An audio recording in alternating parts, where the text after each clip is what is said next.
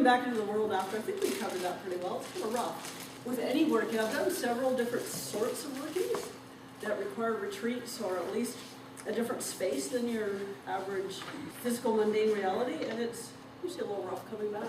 So one really, where am I on? 17, I'm just figuring out timing. Halfway through. So one thing that is really common amongst Abramelin people is that we forget our HGA. We've done this amazing work in United. It's not like you just meet your HGA, no, you unite with your HGA. And afterwards, most people forget their HGA. Coming back into this world, this reality, we shut down. My personal theory is that we shut down. The coming back into reality is a bit harsh, like Michael is describing it really well. And we just freak out and shut down, even if we're not consciously aware of it. And then, well, there goes the HGA connection. If you go and shut down, the HGA is coming on. The only reason that we're all not united with our HGA right now, well, at least 3/4 of the reason, is because we're all shut down. To be able to function and survive, especially living in Vancouver, right? To be able to function and survive in the regular life with regular people, you got to stay at least somewhat shut down, and that does screw up the HGA connection. And to be able to balance the two, well, it takes a lot of work and practice, but a lot of people have done the Abramelin and they lose their HGA connection after. Now, there's been a bunch of crazy theories. I hate to say this. We'll just edit this out of the video later. Some people feel that it is because our HGA is recuperating after. I call bullshit. Some people say that both us and the HGA has to recuperate. I don't agree with that at all. I don't think there's any recuperation. I think we go back into the world and shut down. The HGA is still there, it's fine, it's not need to recuperate. Some people think it needs to grow stronger after. No, your HGA does not get weaker. In my opinion, that's not what I've noticed in talking to other people. Only a few people believe this.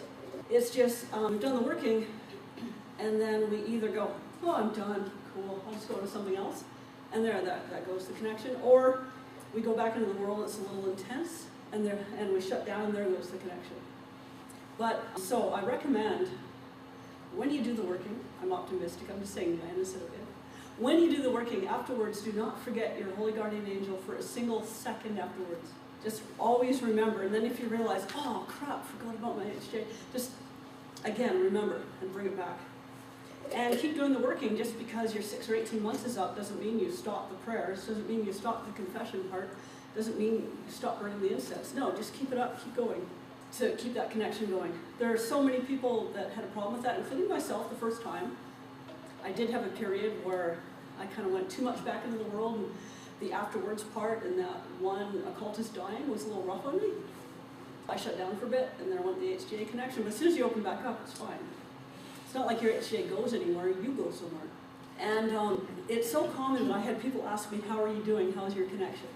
Because it is so very common that people completely forget their HGA, is one common thing. So never forget your HGA after. Remember the experience, remember the feeling, and keep doing the work. Don't stop doing the work, you're not done. You just started. So keep doing the work. Another common thing is that people doubt. Oh, my final week wasn't strong enough. And the doubting totally, that's what blocks them after, unfortunately. They have so much doubt, the doubt's sitting there in the front of their mind and not allowing themselves to be open to the experience or to their HJ anymore. As you can tell, I spend a lot of my free time talking to other people who have done it or want to do it. So when you're done, it's not like you're suddenly this great adept or something. You're not perfect, you still have many faults. You still have a lot of work to do. It's sort of like initiation. Now, all the people that have been initiated, does that make you some great adept or done? No. It makes you start. That's when you start your work. It's just, in a way, it's sort of like an initiation. It's a new path and time to start your work. You're not done. You're not in depth. You still have a lot of work to do and a long way to go. Thinking you're done is kind of silly because that's another way to shut down. If you think you're done, you're not still striving to work or for the connection anymore. You're going, I'm done, that's good. No, you're just starting. So don't forget that. What I'm giving is a bunch of warnings on how to stay open after. And you still have a lot of work to do, and it's not like those of us who finished it are freaking perfect. Ian, am I an adept? Am I perfect? Like, okay, who do I know the best? However, you are doing, like I said before, I learned more in that 6 months than I learned in the 12 years previous, with teachers even. So you do learn a lot, and you do become better at stuff than you were the year before, or several years before. But you're just starting, you still have a lot of work to do. The work just gets harder, I think. So a lot of people think your HGA is your higher self. From all of my experiences and all the people I've talked to, I do not agree. I feel they are two different things. Your higher self is awesome and does help you along the path. And I feel and have experienced that the HGA is actually separate to you. A lot of people have theories on what the HGA is. There are some traditions, like Palo Mayombe, sorry if I pronounced that wrong. Anyway, some traditions, they call the guardian angel their main spirit that they work with. Some that I know use the term guardian angel. Some people have actually mixed that and other ATRs, African traditional religions, and say that's what the HGA is. I disagree. I feel it's two different. One could be the main spirit you work with, and the one that you get crowned with, but it's not your HGA. They're different. They're both awesome to work with, at least I figure, but they are two different things, two different beings.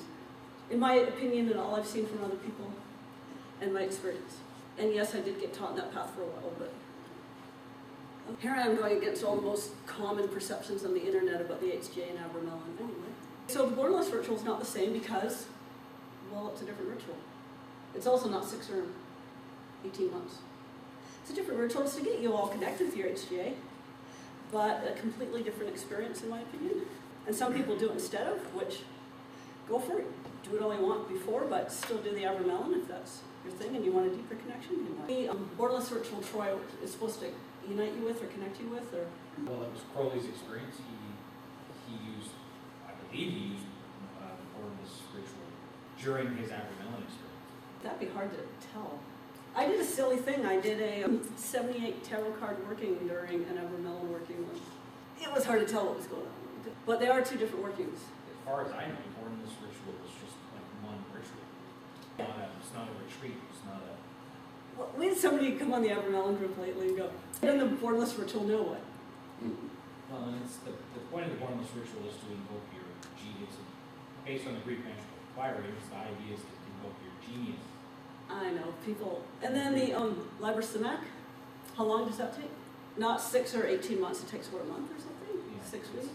There again, and it's meant for daily practice, it's not meant as a retreat. It's a completely different working from all I've seen. But some people feel it's the same, and hey, it's shorter. So it'll get you talking with and knowing your HGA, but not completely 100% united with. And by united, I really do mean united. You'll like this, Troy. I have a Crowley slide. If you could read that one out. Me? As was said at the opening of the second chapter, a single supreme ritual is the attainment of knowledge and conversation with the holy guardian angel. It is the raising of the complete man in a vertical straight line. Any other operation is black magic. The magician needs to perform any other operation than this. It is only lawful insofar as it is necessary preliminary to that one work. He then softened his position somewhat. There are, however, many shades of gray. Not every magician who is well armed with theory.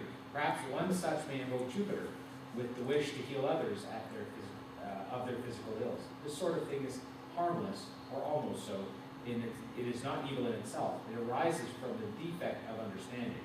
Until the great work has been performed, it is presumptuous for the magician to pretend to understand the universe and dictate its policy.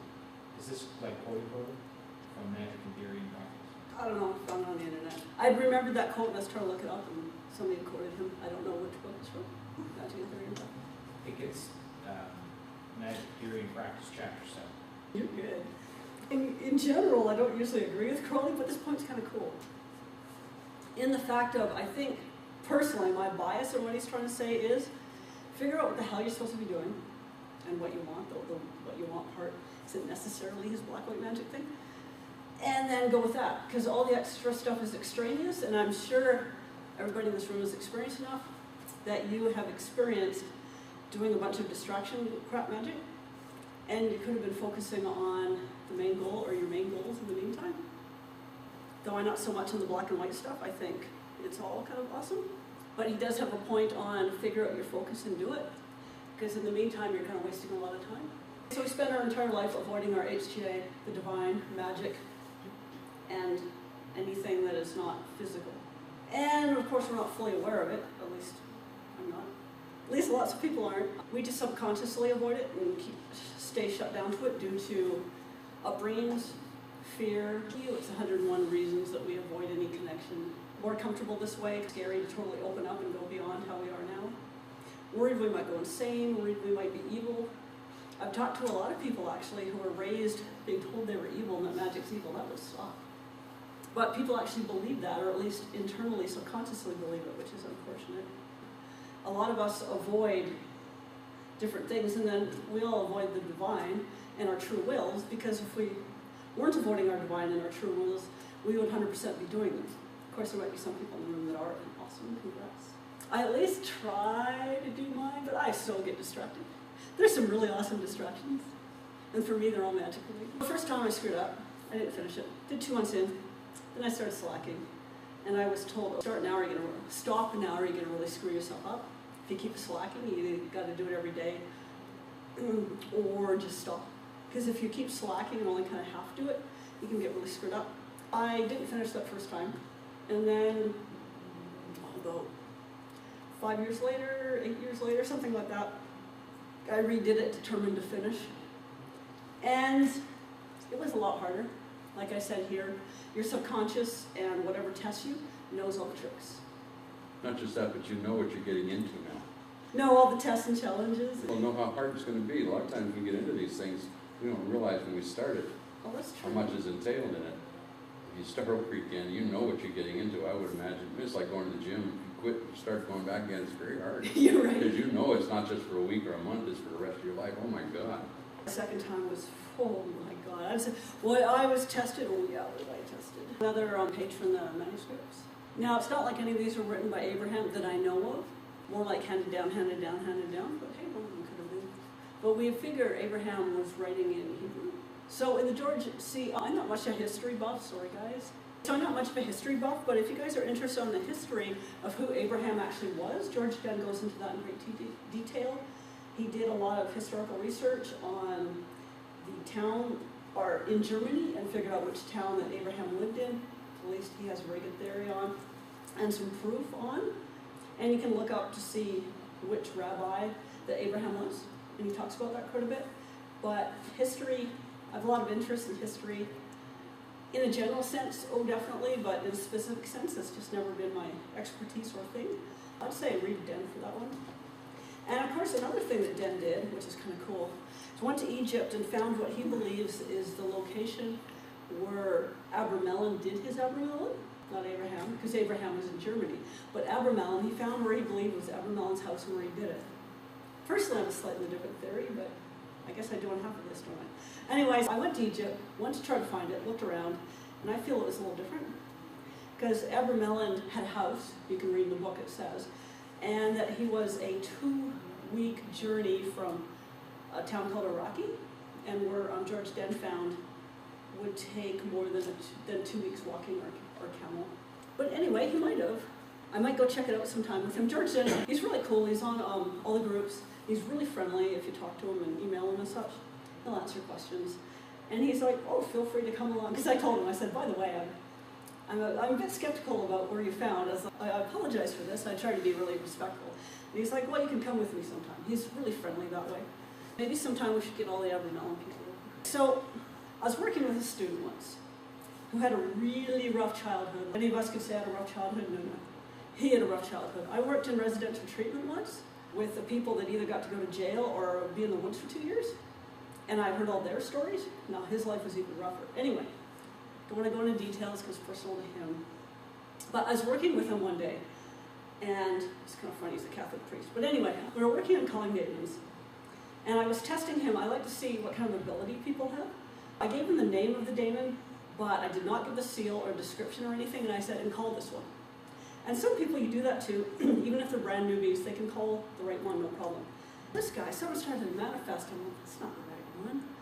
He actually semi-translucently manifested something from himself, as if he took all his crap and his issues and manifested it right there, which was kind of strange. Banished that, moved along, and said, okay, so let's make sure to call the right one now.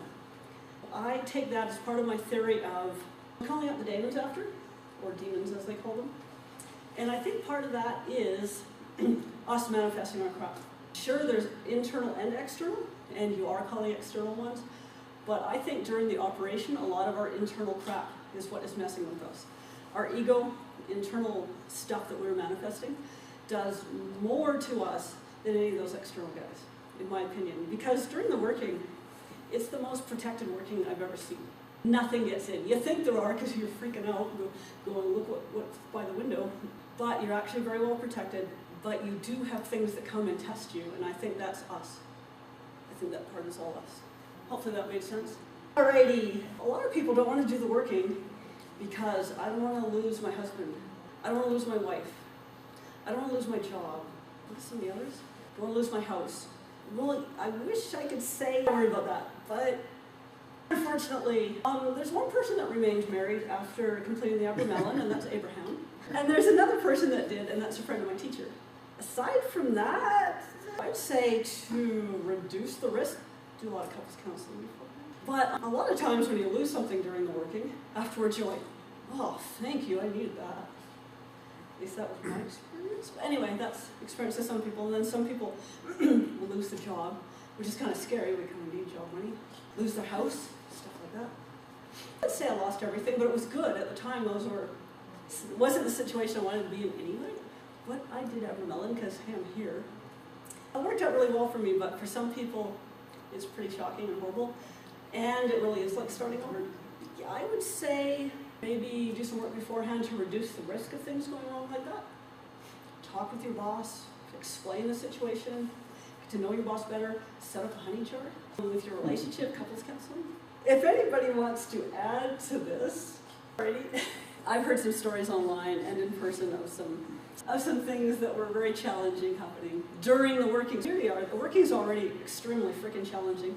The most challenging thing I ever experienced in my life, and that would be above and beyond some extremely challenging things.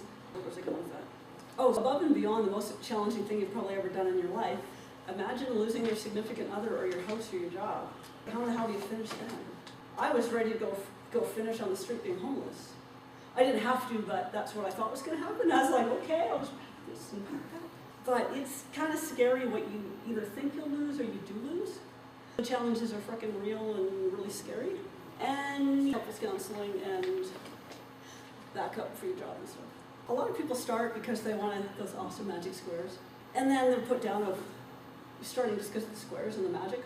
Well, why not? Who cares where you start? As long as you do it. As long as you do it and you're done, that's awesome. And doing it to work with the squares is better than just working with the squares.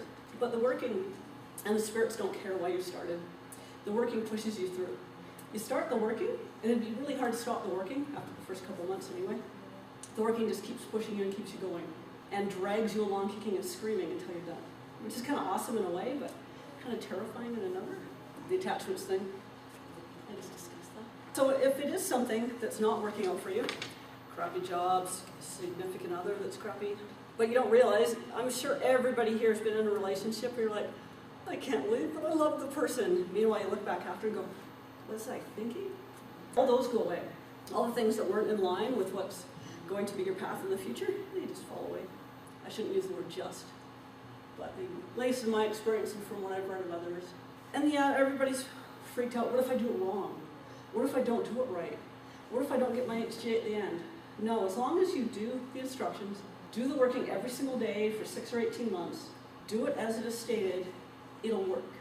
That is one of the biggest fears I've seen. What if I do it wrong? What if it doesn't work? I've had people worry their entire working. What if I'm doing it wrong? What if I'm not quite doing this right? Oh my God, I ate meat one day out of 18 months. As long as you keep doing it the best to your ability, it will work. Just don't go doubting after. This one poor person is still doubting about their HGA. Did it work? Did I meet my HGA? And it's just There terrible. have to be expectations more than whether or not it works. People have certain expectations. They're going to see something appear with wings and all this sort of stuff, and it doesn't, they think it didn't work. That has more to do with expectations than the fact that they weren't in contact with their HCA. That's a good point. Fortunately, my experience is really obvious. I'm very fortunate that way, and theirs was really numbed down. They did it differently though. They did it in a garage. They did what? In a garage, because they didn't really have privacy in their own house, so they rented out a garage to do it, which I thought was kind of ingenious, really. And that was their temple space. First temple I worked in was a garage. Nice. But then during the last couple of weeks, they did some things they shouldn't have. Some people, their experience is really light, so they're not sure. I'm very fortunate mine was so obvious it wasn't funny. Oh, so the confession part. We all have this negative thing about confession because we're all thinking Catholic priest thing and the religion we don't really do, at least most people.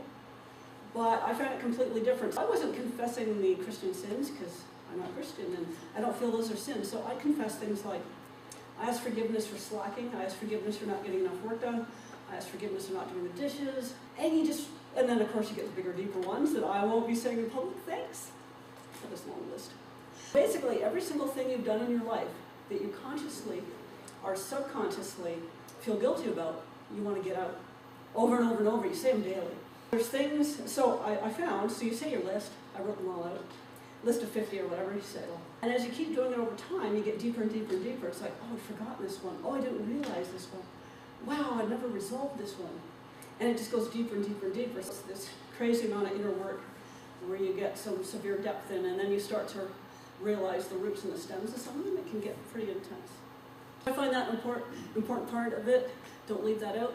If you're not Christian, confession was around in ancient Egypt. If you read carefully, they would do it before the workings. Oops. Maybe I'll stand in front of it for a minute. You guys already seen this though. How many of you have worked with the Franz Barden spirits? Franz Barden? Did you know they're the same as the Abramelin ones? They're cool.